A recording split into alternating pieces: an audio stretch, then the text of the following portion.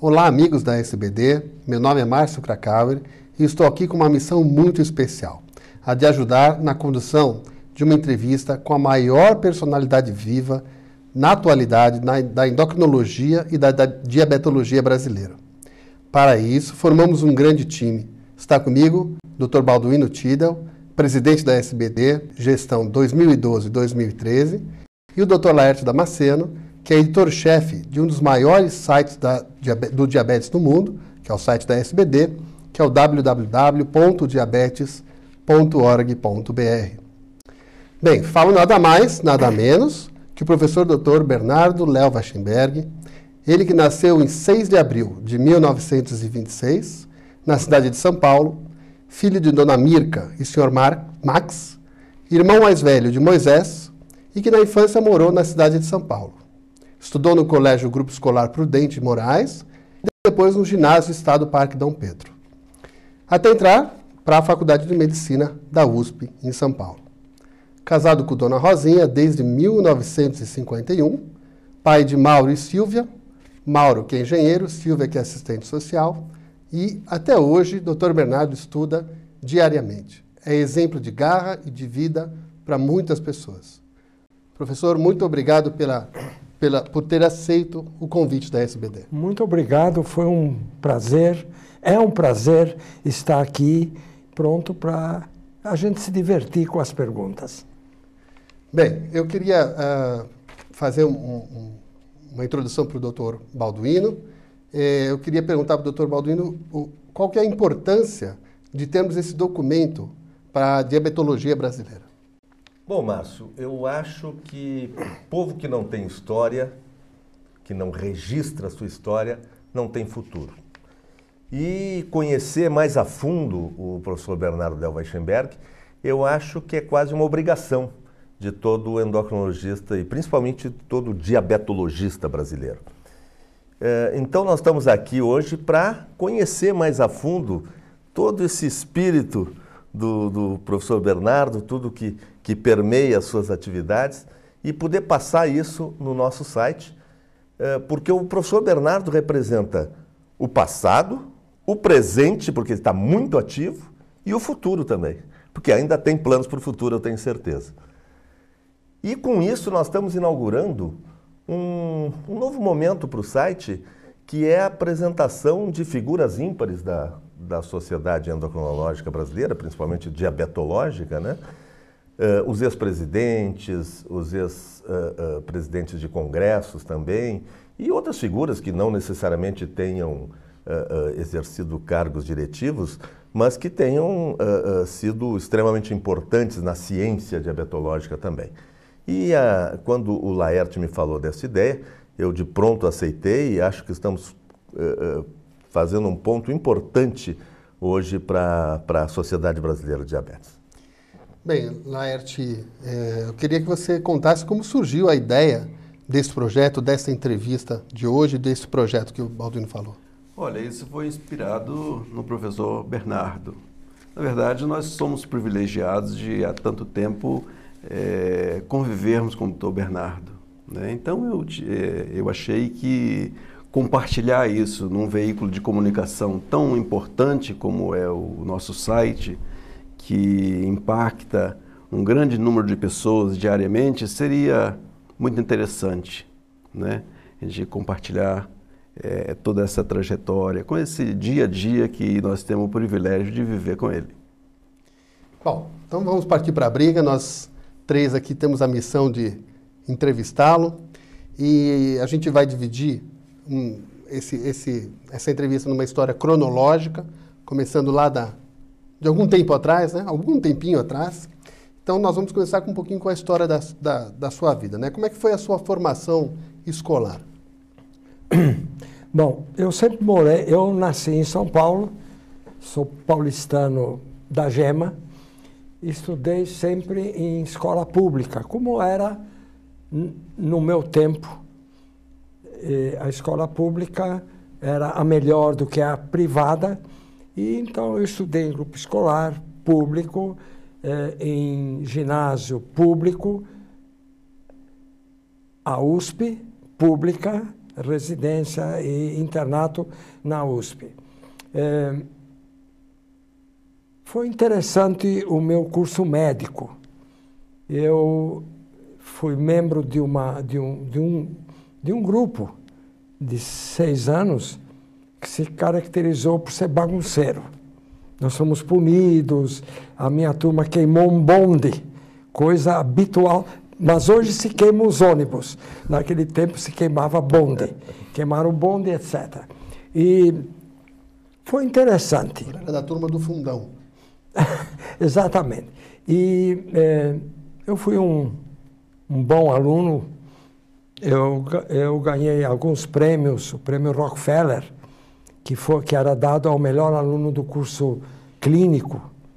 Eu recebi esse prêmio e também recebi um prêmio de um emprego numa aerovia, eu não me lembro qual é o nome, que eu não aceitei porque eu ia fazer o internato e a residência. O meu colega de residência é o Dr. Walter Bloise, que todos vocês conhecem, foi meu preceptor. Ele está vivo, ativo, e eu mantenho uma amizade há décadas com ele. Depois que eu acabei a residência, a figura proeminente da minha vida acadêmica foi um homem excepcional, que eu reputo, na opinião minha, o maior endocrinologista que o Brasil já teve. É o professor Hélio Lourenço de Oliveira. Nem todos o conhecem. Eu fiz endocrinologia por causa dele. Ele foi um modelo de pessoa e de cientista como ele foi. Então, graças ao Hélio, com o qual eu mantive uma amizade por muitos anos, infelizmente ele não me convidou de ir para Ribeirão.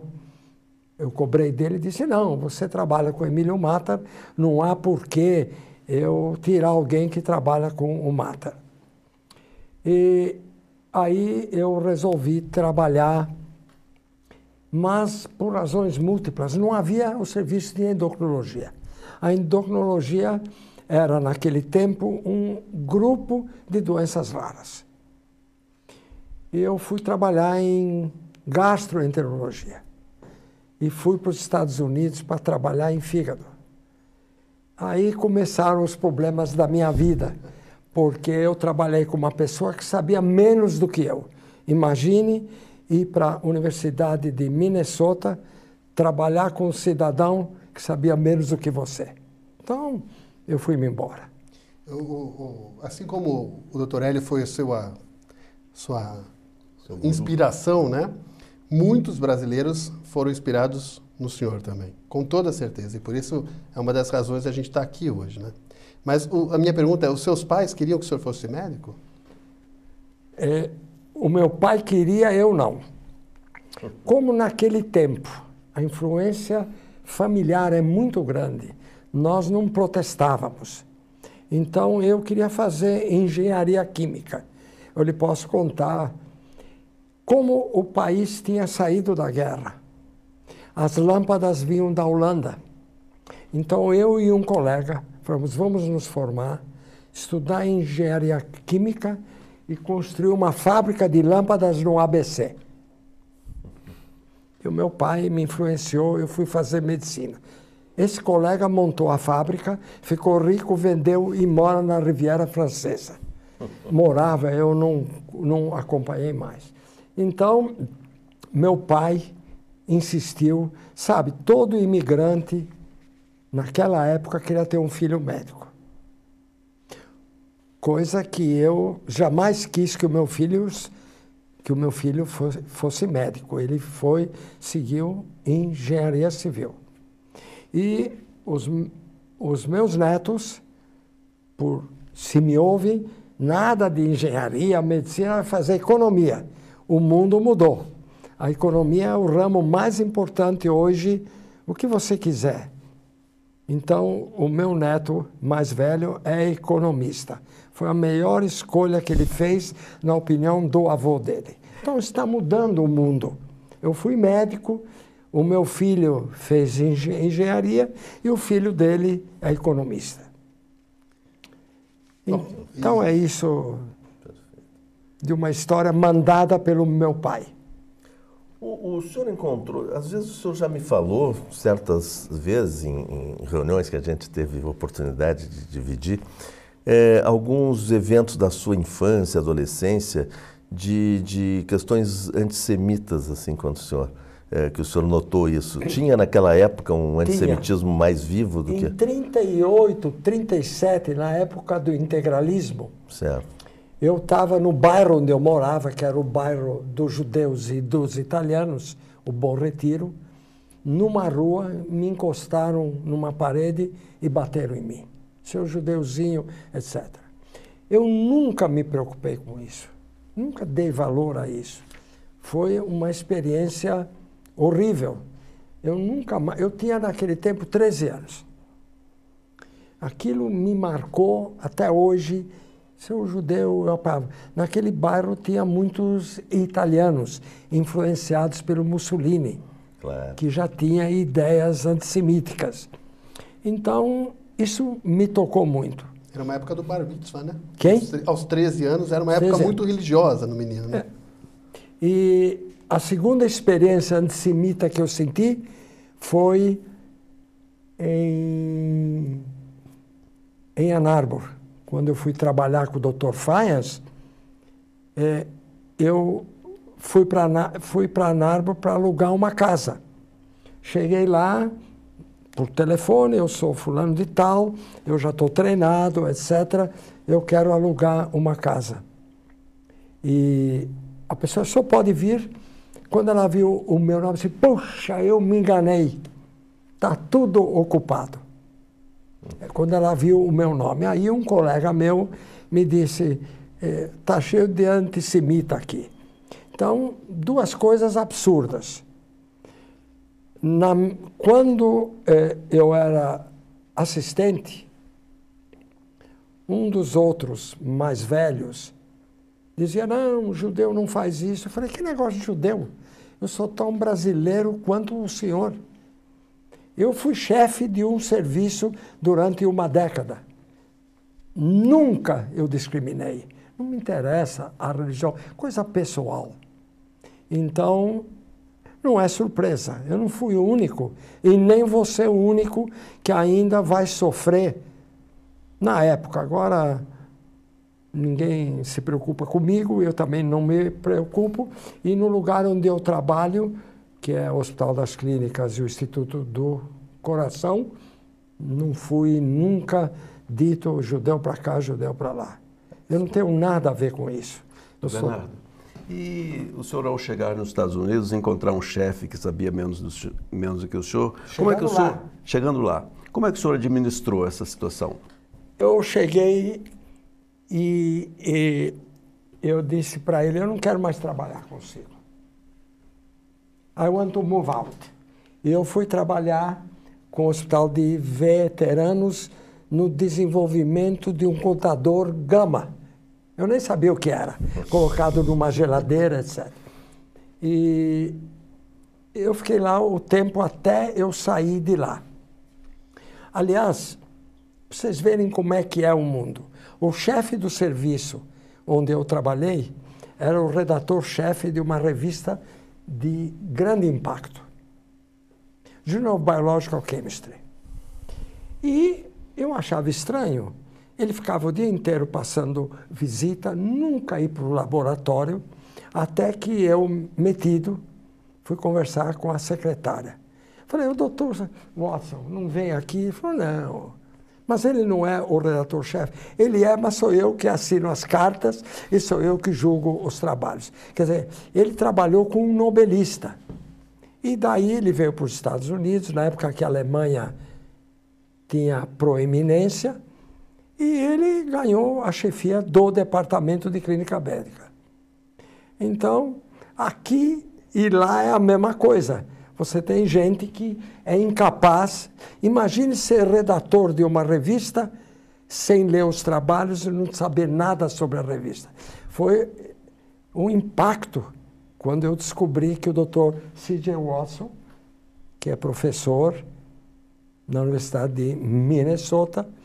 Foi a época que o meu colega era o Barnard, que vocês já conhecem, um charlatão nota 10.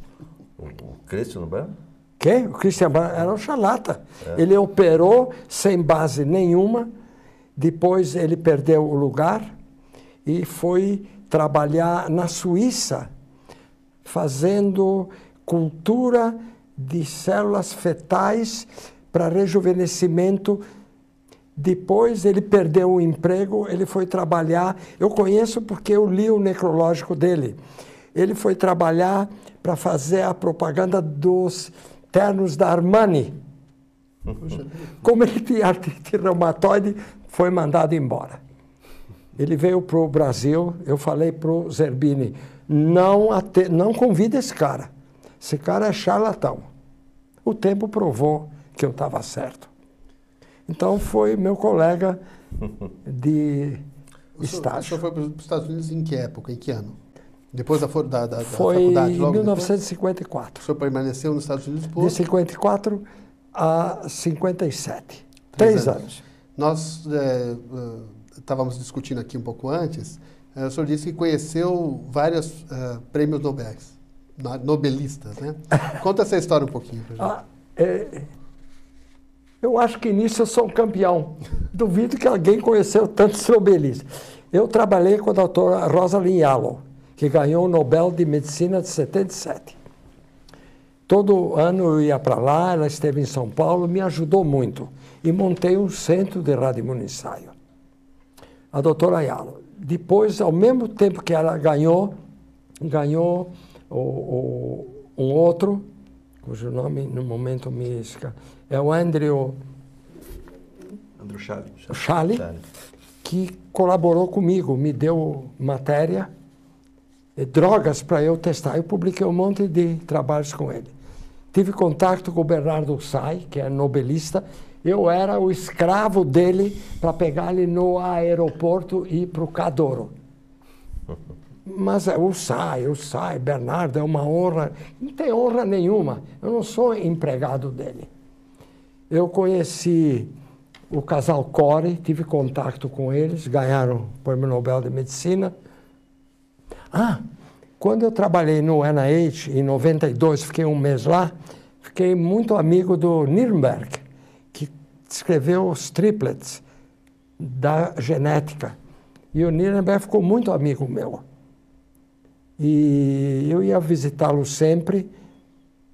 Então, esses são os nobelistas que eu tive contato. Voltando a Ann Arbor, quando o senhor esteve lá com o Stephen Fyans, isso me interessou sobremaneira, porque eu estive com o Fyans em 82. Ele já bem mais idoso na época, 82. Ele ainda é ativo e trabalha. Mas já estava bem, em 82 já estava assim. Então, foi uma experiência muito interessante. E o senhor esteve naquela época das curvas glicêmicas, que era o auge, porque o Tattersall e Fyans que definiram a curva o teste de tolerância oral à glicose, né? Eu estive com ele, eu era um dos escravos, entre aspas, que via os pacientes no ambulatório, e eu participei, sem reconhecimento nenhum do meu trabalho, da paciente com hiperaldosteronismo primário. Eu era o interno que tomou conta dela. Miss Margaret Miles. Eu ia lá, colhia os dejetos dela, fazia tudo, e eu dosava aldosterona injetando urina de paciente em camundongos adrenalectomizados, medindo a relação sal de potássio da urina. Ajudei, fiz dia e noite ia lá. O Dr. Com publicou e não tem um agradecimento, eu fui cobrar. Ele falou, quem é você para me cobrar? Anos depois, eu disse para ele tudo que eu pensava dele. Ele pediu desculpas e antes dele morrer, ele disse que eu era o único que eu procurava. Ele era tão querido que eu era o único que falava com ele. E valeu. O Fyans foi um chefe perfeito. Alemão, germânico, tudo andava bem. Um dia eu esqueci de fazer uma coisa, ele me puniu, dizendo, você não pode, eu não quero saber. E até hoje eu sou amigo dele, só que eu não o vejo mais. Ele é um grande homem, viu? O Dr. Kohn é um grande explorador de outros. O Kohn nunca foi na enfermaria. Ficava o dia inteiro na clínica privada. Nunca. Nunca vi ele na enfermaria. O Faz é que tocava e ele é quem ganhava as honras. Mas isso foi um aprendizado para a sua vida e tanto, né? Foi como não fazer. Sim, como não fazer. Não né? fazer. É. Jamais eu faria e fiz o que o Kohn fez comigo. E em Filadélfia eu briguei com o cara. Aliás, todos os locais onde eu estive, acabei brigando. Foi uma vergonha, mas eu não me arrependo. Voltando aqui para o HC, o senhor foi chefe da disciplina de endócrino. Queria que o senhor contasse esse período da chefia, como é que é chefiar? Eu fiz concurso em 1986 e, como todo mundo sabe, é o único emprego que você sabe o dia que você vai sair. Em abril de 96, eu saí. Fiquei 10 anos, reuni todo mundo ao tomar posse e disse o seguinte, cada um faz o que quer.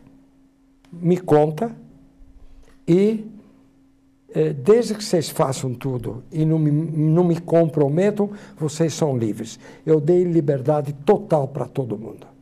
Vocês nunca ouviram alguma queixa da minha chefia.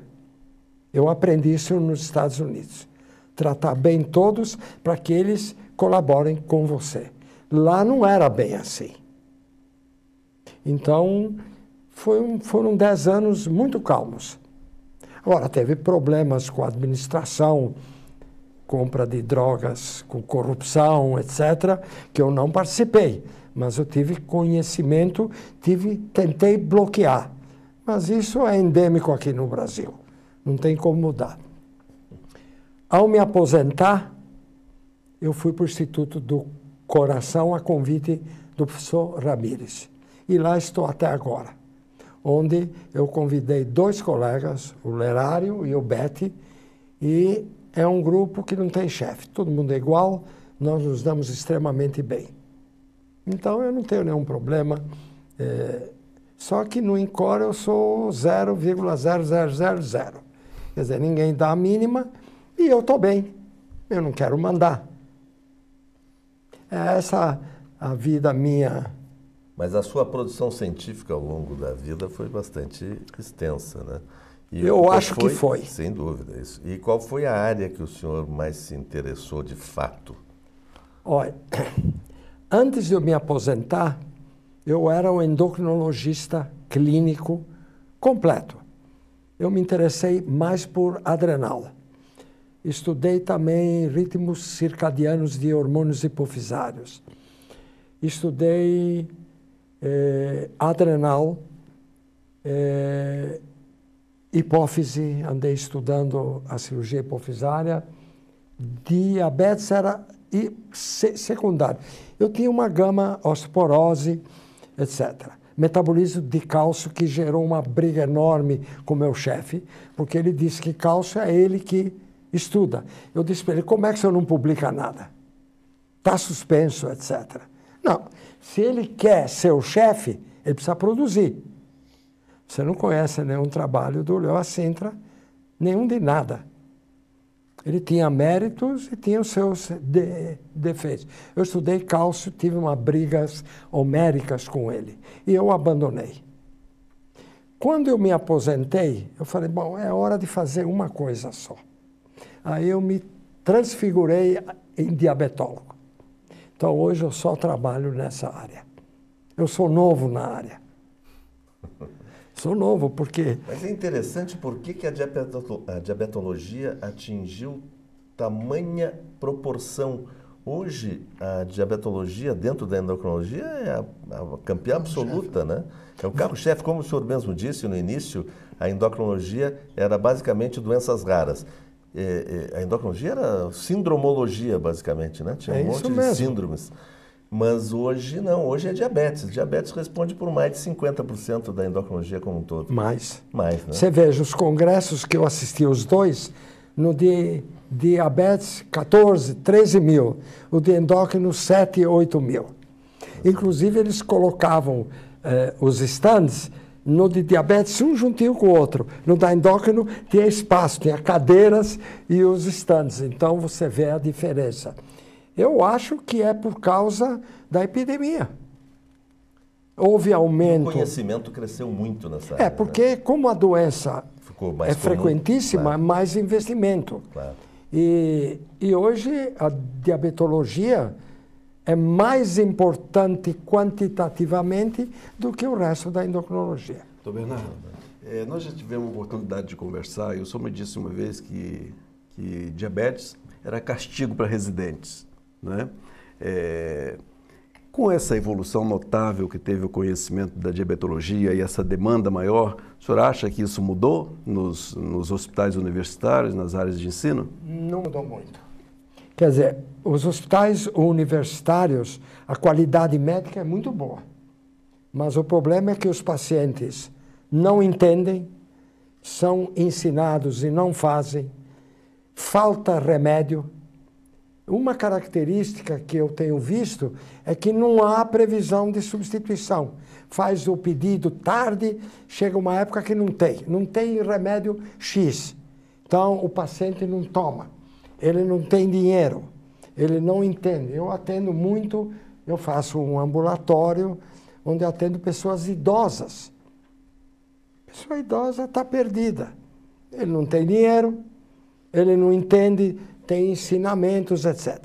Houve melhora do tratamento. Mas o senhor acha que a universidade está adequando o seu ensino a essa demanda existente por conhecimento e por cuidados em diabetes? Não. Por exemplo, no Hospital das Clínicas, fazem anos que nós não admitimos pacientes novos. Nas segundas-feiras tem o ambulatório breve, gente que vem, etc., é orientado para procurar um posto de saúde. Eu acho que o problema das universidades nós sempre estamos atrasados com drogas novas. Se existe algum lugar onde a droga nova deve ser testada, é no centro universitário. O que acontece? Eu uso no consultório drogas que eu não uso na faculdade de medicina. Então, isso é complicado, porque é lá que se deve usar as drogas, não só de pesquisa. Quer dizer, projeto A, projeto B. Eu acho que isso se aplica no seu lugar, na sua escola, etc. Então, faltam drogas novas, o paciente é instruído, nem sempre entende. Nós temos pacientes bem controlados. Muitos usam bombas de infusão de insulina, etc. Melhoram, mas é uma minoria de pessoas que têm compreensão. A maioria não tem cultura suficiente para entender.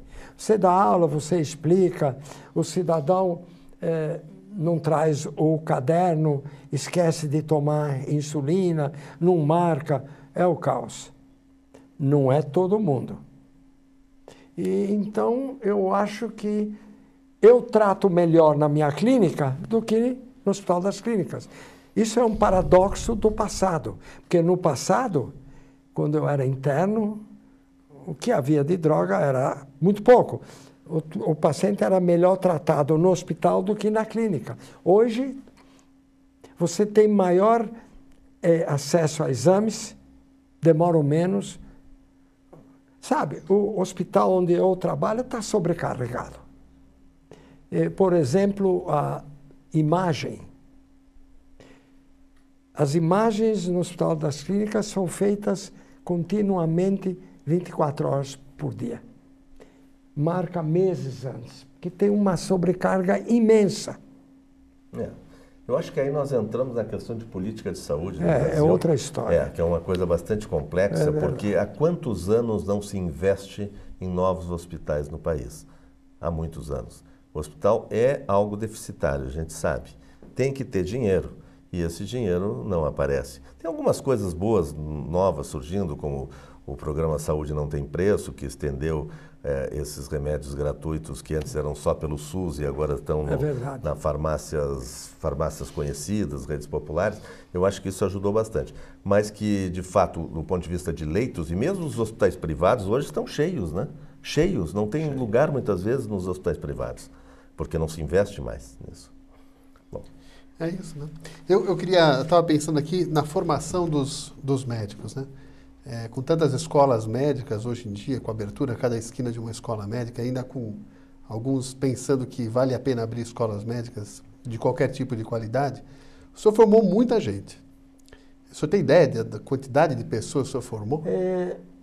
Quando eu fiz 80 anos, a Novo deu um banquete no Conjunto Nacional.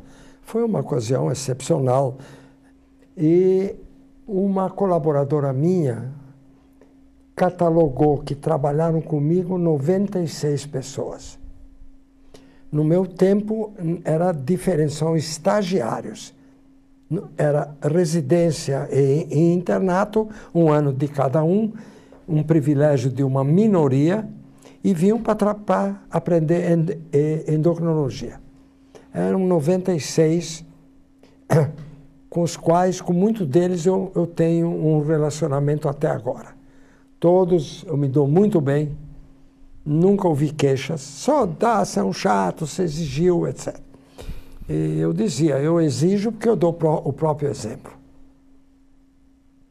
E muitos participaram de alguns da minha tese de livre docência, que foi uma coisa que eu nunca faria mais, o trabalho que deu. Teve o Moacir de Pernambuco e um outro da Paraíba que fizeram as suas teses. Quer dizer, todo trabalho que nós fazíamos lá era usado para fazer tese.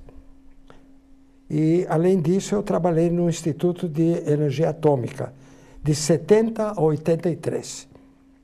Nós tínhamos 12 funcionários, fizeram 12 teses de mestrado, 12 de doutorado. Em 83, eu saí. Era um centro de radiomonoensaio, onde nós desenvolvemos todos os métodos disponíveis naquele tempo. E que a doutora Ayalo teve um papel crucial. Aliás, a Ayalo era uma pessoa estranha, vou contar um fato.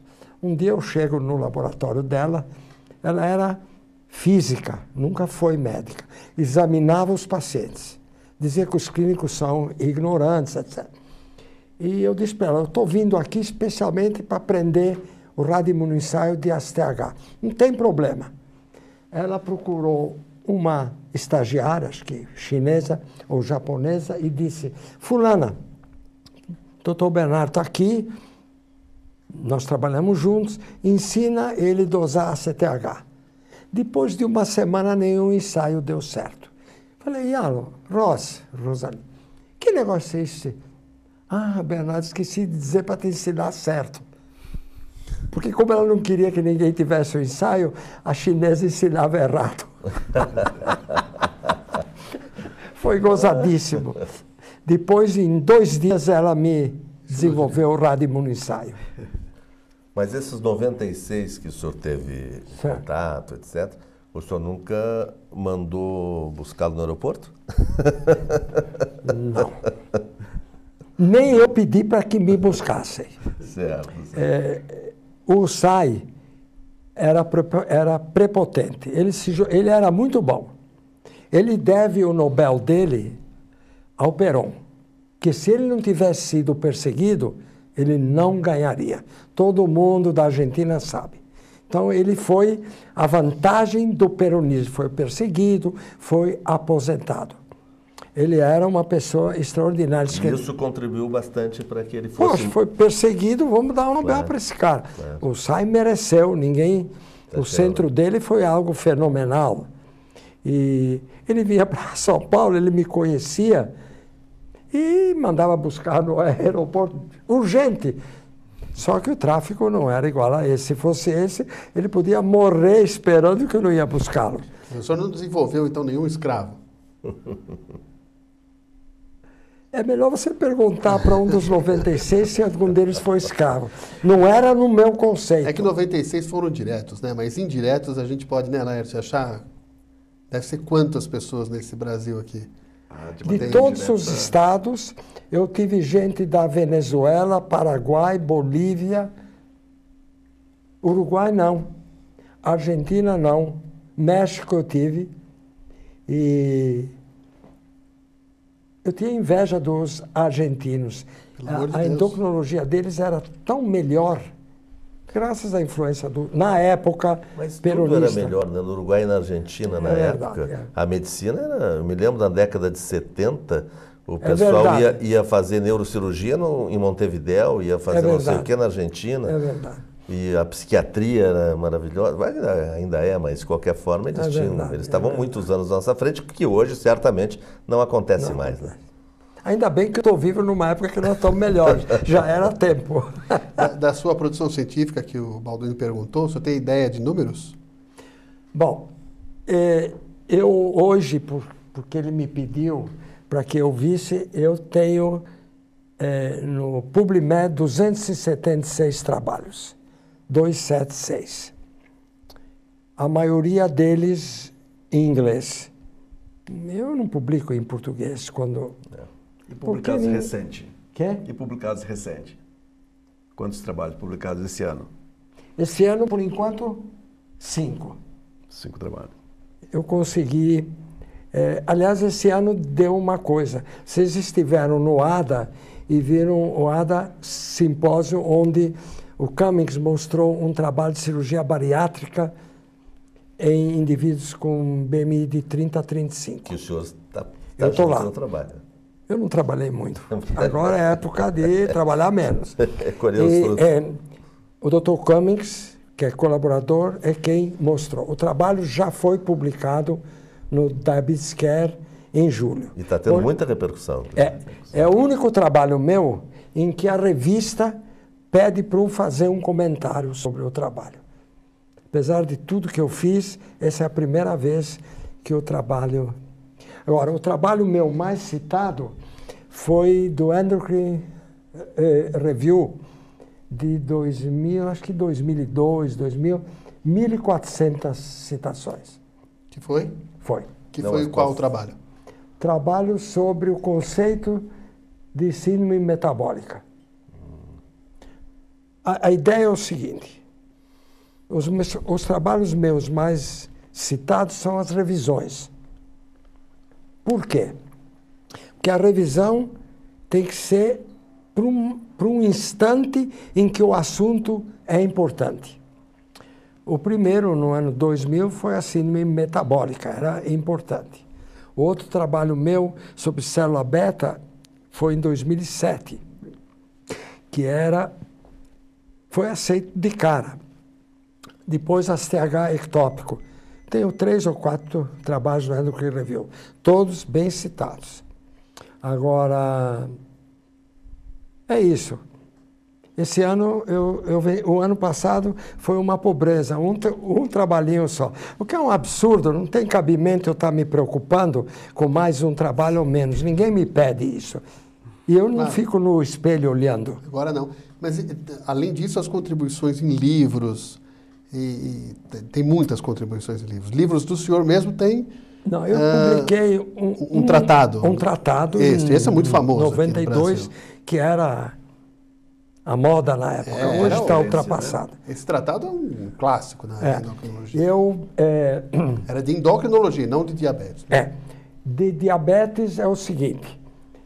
graças ao meu trabalho sobre célula beta revisão, o Instituto Karolinska, tem o Shadu Islam, não sei quem é, me convidou para escrever um capítulo do livro The Islets of Langerhans. Você viu o livro, ele está aqui. Eu escrevi o único capítulo clínico, o resto é tudo ciência básica. Eu fui convidado para escrever um capítulo num livro a ser editado pela Universidade de Illinois. Eles me convidam porque falta gente, porque eles publicam um livro a dar com pau. Eu tenho... eu escrevi 6 ou 7 livros fora do Brasil. O mais importante deles foi um livro, você não conheceu o Gildo Del Negro, ele já faleceu, sobre blastomicose. Eu estudei adrenal na blastome, foi um dos primeiros. Ele escreveu um livro que publicou nos Estados Unidos, tem uma contribuição minha dos testes de adrenal na blastomicose, que foi uma coisa que eu publiquei. É isso. Doutor Bernardo, o senhor é muito detalhista. Já tive a oportunidade de sentar a seu lado em alguns congressos. O senhor copia em detalhes o que está sendo dito. Me roubaram o caderno. A minha mala foi roubada e assaltada. Tiraram o equipamento que eu comprei para minha filha e para o meu filho e roubaram o meu caderno de notas. Pois é, o senhor sempre foi muito detalhista e muito ávido pela informação. Como é que o senhor hoje convive com essa avalanche de informação que o senhor encontra nas diversas fontes de informação na internet? Eu sobrevivo. É muito desagradável você sentir que você não acompanha. Eu não consigo acompanhar. Eu abro a internet, etc. E eu copio. O que está acontecendo? Junto ao meu computador tem pilhas de cópias de trabalho, que eu não vou ler, nem adianta. Mas elas estão lá. Mas eu não me lembro. Às vezes eu me lembro um dia desse cai e falo, puxa, que trabalho importante, eu nem sabia. É impossível. Agora, isto dificulta você preparar uma aula. Porque aonde que eu vou procurar? Aonde que eu vou saber? Por exemplo, eu estou preparando a aula de esteatose hepática, que eu gosto, estou estudando. O que eu fiz? Eu mandei um e-mail para algumas pessoas, me dá umas referências. Quer dizer, eu estou perdido, eu não sei o que eu vou escrever. Não dá. O senhor se lembra da época que tinha que... e pegava o Index Médicos, tirava o pó de cima do Index Médicos, abria e dizia, eu tenho esse artigo. Aí pedia para a bibliotecária, que ia pedir para o Bireme, não sei se o nome era esse. Aí, 1 ou 2 semanas depois, vinha o artigo, principalmente lá em Porto Alegre, então demorava mais ainda, porque as coisas eram São Paulo. Então era um horror para conseguir 1, 2, 3 artigos. Hoje, a um simples toque no computador, se abrem as portas do mundo de conhecimento. Então, a gente fica, de fato, perdido, né? Mas muito ruim. Eu prefiro que não abra. O problema é o seguinte. Eu assino algumas revistas online, mas outras não. A sorte é que eu trabalho no Instituto do Coração. Eles têm uma biblioteca ligada no mundo inteiro.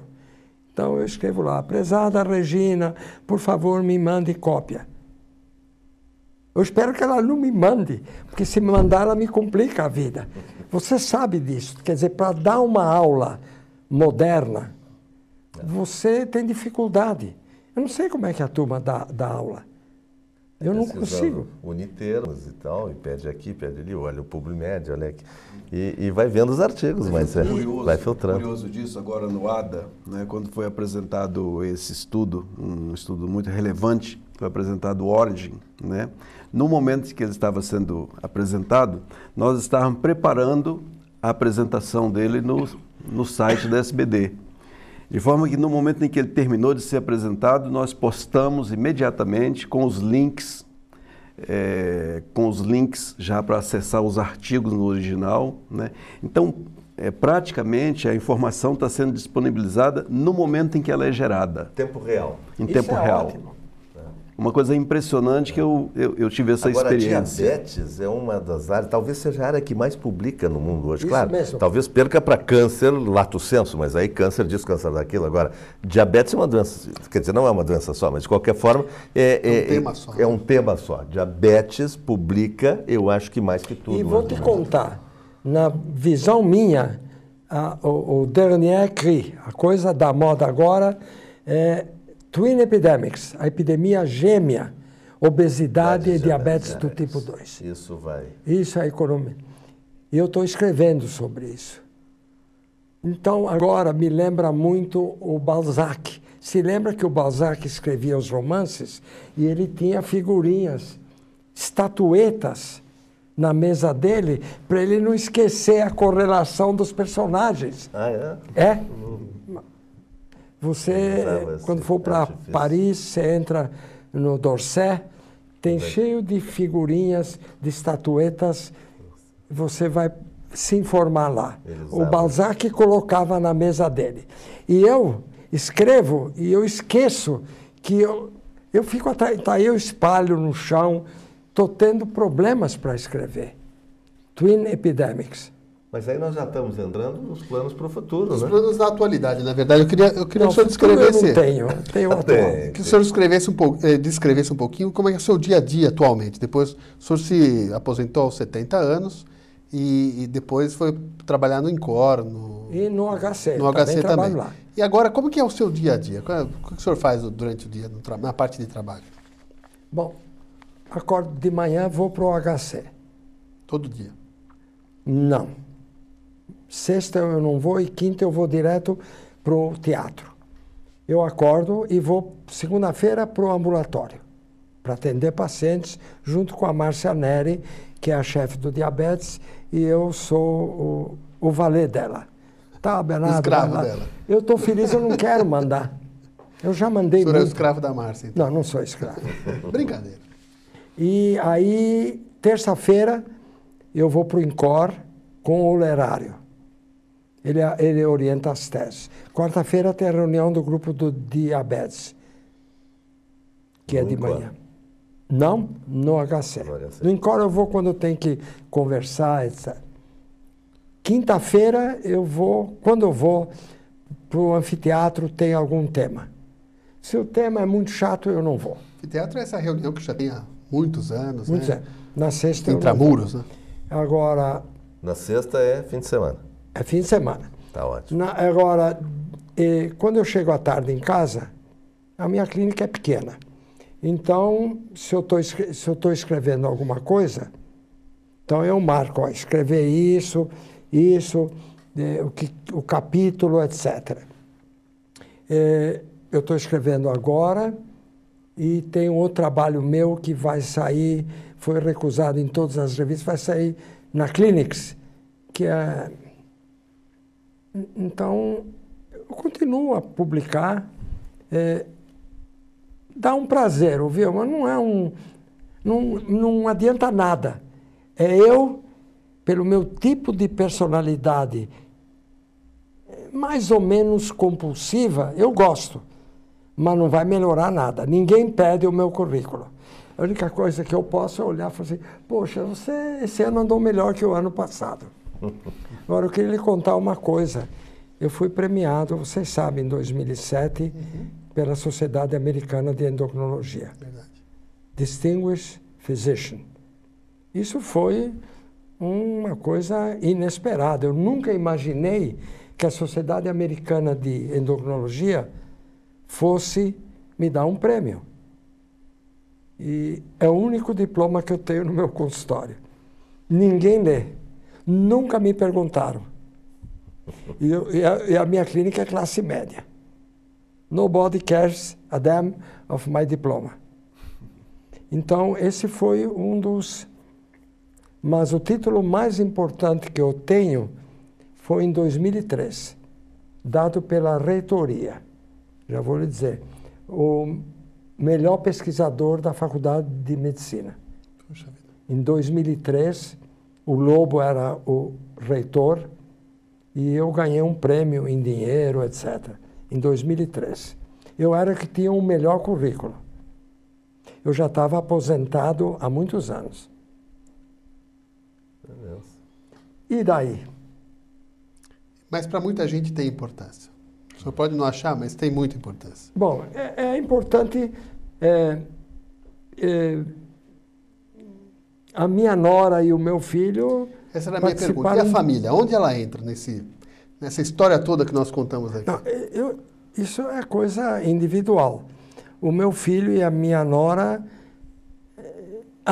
a minha nora é quem guarda os meus prêmios. Que eu não vou guardar esse troço, recorte. O meu pai tinha mania de recortar os jornais. Dava entrevista, eu dei para minha nora. Então, a minha nora é a depositária dos meus prêmios, das medalhas, tem um monte delas. E ela fica feliz. Tem mais? Eu falei, eu estou com o diploma do CODE. Eles me deram, você se lembra? Não. Então, eu vou dar para ela, eu nem vou dependurar, porque o CODE não significa nada. CODE foi um simpósio realizado recentemente no Rio de Janeiro. Isso mesmo. Me deram um negócio de Israel bonitinho. Isso eu não vou dependurar. Essa entrevista aqui ela vai guardar então também. Essa entrevista aqui ela vai guardar também.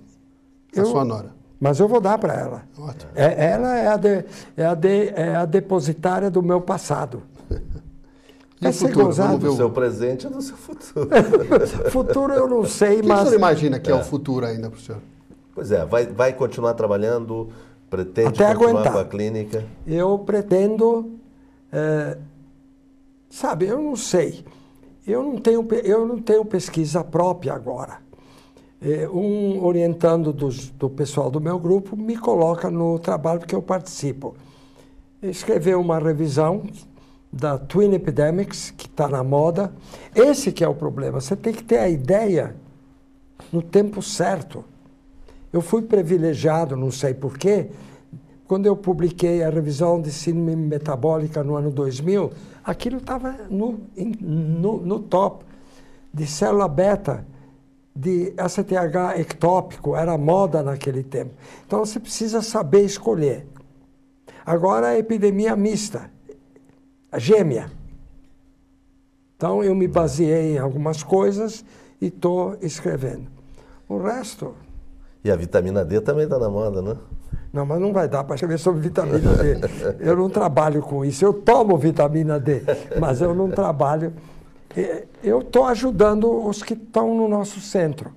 Doutor Bernardo, o senhor continua à frente do seu tempo. Nesse momento, diante dessa avalanche de informações que nós temos na medicina, o senhor tem feito um trabalho coerente de reunir essa informação e decodificar essa informação para os profissionais do dia a dia. As suas revisões são excelentes, né?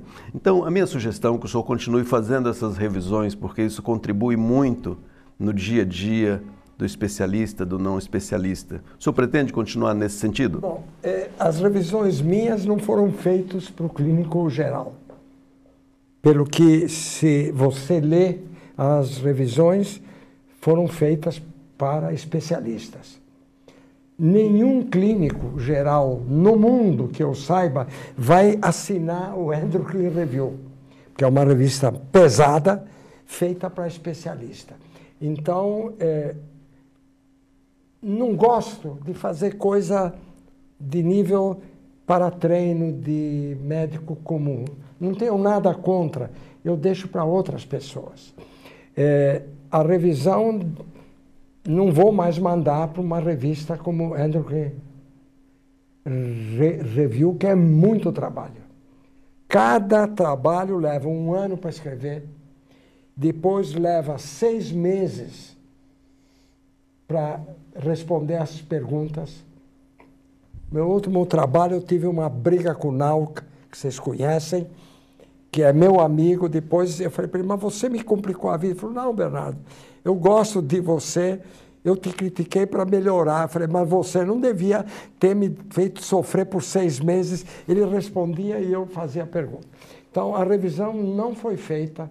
Eu não vou conseguir publicar numa revista boa se a revisão foi feita para o médico prático.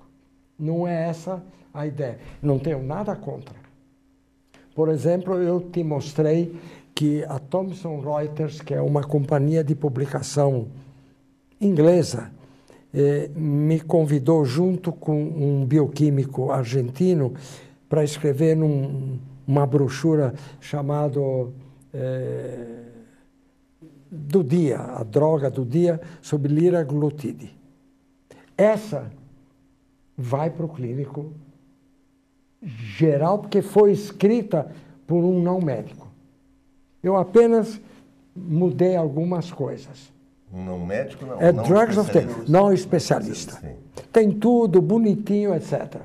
Eu não faria isso, mas essa ideia chama-se Drugs of Today.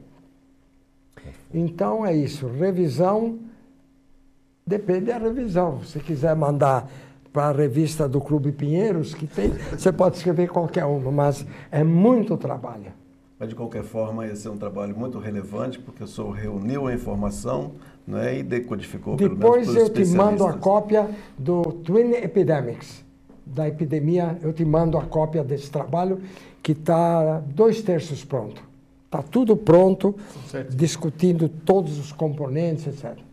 Levou meses para escrever, não foi num dia. Bom, eu acho que a gente está chegando próximo ao final da nossa entrevista.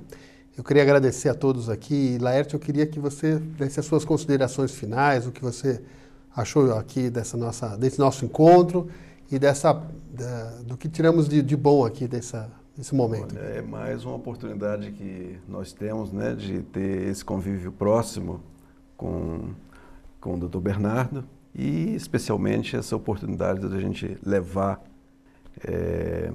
algo, muito pouco da vida dessa trajetória brilhante do professor Bernardo, que todos nós... Depois disso não sobrou nada.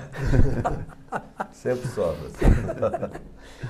Balduino, também queria que você desse as suas considerações finais e a análise do que você considerou adequado aqui. Márcio, Laerte, professor Bernardo, é um enorme prazer para mim ter estado aqui com vocês todos, principalmente aqui com o professor Bernardo, e eu estar no momento imbuído da presidência da Sociedade Brasileira de Diabetes, junto a um ex-presidente, né, que foi presidente na década de 80, se não me engano, 84, 85, por aí, nós estivemos revendo isso há pouco. Então, eu me inspirei, o senhor estava na minha posse, assim como eu estava na sua festa dos 80 anos, eu me lembro. Ah, estava? Estava. E eu me lembro que, na minha posse, eu falei muito sobre a questão do nosso programa Carro-Chefe, que é a SBD vai ao gestor, a Sociedade Brasileira de Diabetes vai ao gestor. Este programa eu fiz pensando na sociedade como um todo.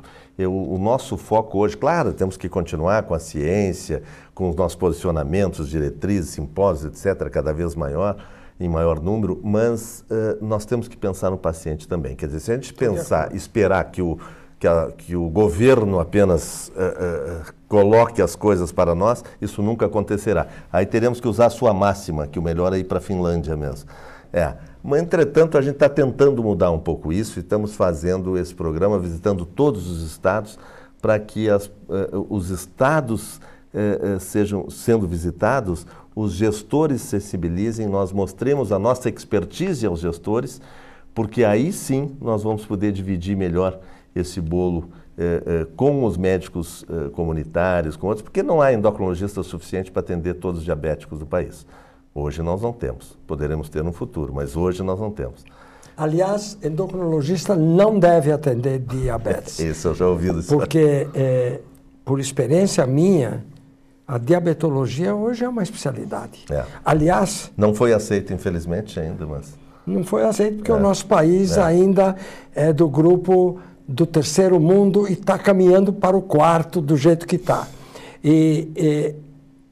A minha experiência clínica, privada, de pacientes mandados por endocrinologistas é muito ruim. Muito, muito ruim. Eles não, exceto em algumas cidades do interior, de São Paulo, quando eu falo interior, eles são bons diabetólogos, mas, infelizmente, ou felizmente para mim, que sou o super especialista, é só ele que pode tratar. Eu sinto, mas é isso que eu acho. Ele quem? O diabetólogo. O diabetólogo. Diabetólogo. Mas pode ser um clínico que seja diabetólogo. Pode ser um clínico. Pode ser um clínico. É verdade. Perfeito. Mas então agradeço a sua presença, é um enorme prazer estar aqui. E isso aí vai passar para a história, sem dúvida. Agora vamos ter uma audiência incrível no nosso site, graças a esse seu... Eu agradeço muito aos colegas pelas perguntas. Não me colocaram de escanteio, o que é muito bom, e é um prazer imenso em revê-los, todos vocês. Para a gente finalizar, eu gostaria que o senhor, se for possível, se existe isso, pudesse dar um conselho para o médico, para o clínico, para o endocrinologista, para o diabetólogo, que assiste ao senhor nessa entrevista. E também, o nosso site é muito visto pelo público em geral. Talvez muitas pessoas vão assistir a sua entrevista. E que conselho o senhor daria para uma pessoa com diabetes? Né? Uma pessoa que não é médico, mas que tem diabetes, o que sai da sua mente para dizer a essa pessoa nesse momento aqui? Para o médico e para o paciente. Depende do nível educacional da pessoa. Se ele for da classe média, ele tem como se informar. A SBD tem toda a possibilidade de dar ele a informação e ele deve procurar alguém que só trabalha em diabetes ou mais nessa área. Seria o diabetólogo. Perguntar, duvidar, discutir. Então, seria tratar com o especialista. Aliás, hoje em dia é obrigatório. E ter a informação. Eu tenho um cliente que é sócio da ADA. Então, ele obtém as informações nos Estados Unidos. E ele discute comigo. E tem coisa que eu nem sabia. Faz parte da vida. Se eu soubesse tudo, eu seria o Pico de la Mirândola brasileira. Eu não sou. Então, especialista, pode ser um clínico, desde que ele se dedique. Isso. E para os médicos que nos assistem? O que deve fazer? Um conselho para os médicos que nos assistem aqui no site. A medicina é uma profissão que é diferente hoje como era no passado. Os médicos não são mais respeitados, são explorados e eles não têm opção porque eles precisam viver e são explorados pelos convênios. Não tem convênio que paga dignamente. Eu sei porque eu estou junto de pessoas que fazem os convênios.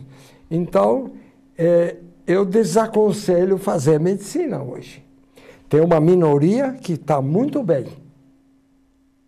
Não tem dúvida, em todas as especialidades. Precisa ter amor à arte. Eu estou livre porque eu nunca quis ser médico. Eu fui forçado na marra. Então, eu sou um médico forçado. Forçado. E medicina precisa ter amor à arte. Existe gente que gosta. Eu não acredito nisso. Eu não fiz nunca por amor à arte. Meu pai queria, eu que era um adolescente, fiz o que o meu pai quis, contra a minha vontade. Mas hoje, depois de tantos anos, eu falando isso parece uma piada. Mas se eu pudesse voltar, eu não seria médico. Vocês não vão acreditar, mas podem acreditar em mim. Eu não seria médico vendo a situação dos meus colegas hoje no Brasil e no mundo inteiro. O médico é muito maltratado. Agora, ele faz greve. Eu fui participante de greves na década de 50 por salários. Os políticos desvirtuaram as nossas greves. Então, não estude medicina, estude economia, ou seja político. E aí aprende o que os políticos fazem. Obrigado.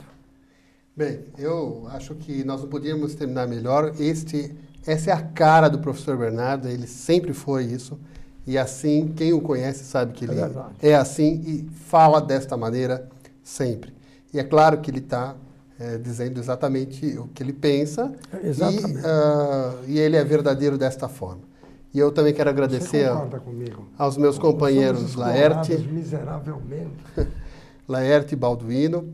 E nós hoje falamos com a história viva da endocrinologia e da diabetologia brasileira e mundial. Apesar de ele não considerar, nós todos o consideramos a maior personalidade na área de endocrinologia e diabetes no Brasil e, quem sabe, para nós, pelo menos para nós, no mundo. Então, quero agradecer, muito obrigado. Espero que esteja conosco nas próximas entrevistas. Até lá.